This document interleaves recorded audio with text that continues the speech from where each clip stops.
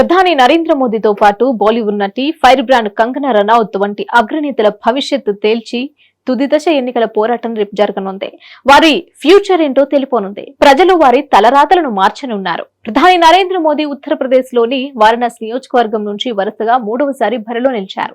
2014లో తొలిసారి ఆయనకు బీజేపీ గాంధీనగర్ నియోజకవర్గాన్ని ఆఫర్ చేసింది.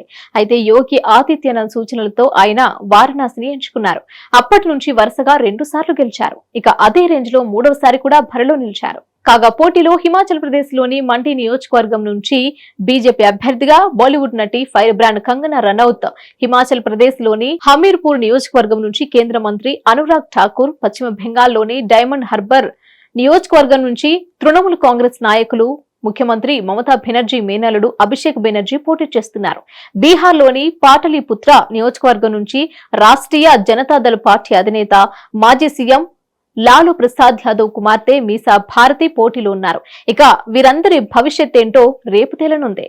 అంతేకాకుండా బీహార్లోని పాట్నా నియోజకవర్గం నుంచి బీజేపీ సీనియర్ నాయకులు కేంద్ర మంత్రి రవిశంకర్ ప్రసాద్ పోటీ చేస్తున్నారు. పంజాబ్లోని జలంధర్ నియోజకవర్గం నుంచి మాజీ ముఖ్యమంత్రి కాంగ్రెస్ పార్టీ సీనియర్ నాయకులు చరణ్జీత్ సింగ్ చన్నీ బరిలో ఉన్నారు.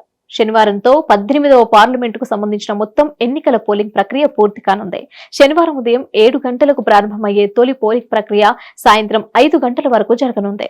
ఇందులో భాగంగా మొత్తం 8 రాష్ట్రాలు, కేంద్రపాలిత ప్రాంతాల్లోని 57 లోక్సభ స్థానాల్లో ఓటర్లు తమ హక్కును వినియోగించుకోనున్నారు. తుది దశ పోలింగ్ జరగనున్న రాష్ట్రాల్లో ఉత్తరప్రదేశ్, బీహార్, హిమాచల్ ప్రదేశ్, పంజాబ్, ఒడిశా, పశ్చిమ బెంగాల్, జార్ఖండ్, ఛత్తీస్గఢ్లు ఉన్నాయి.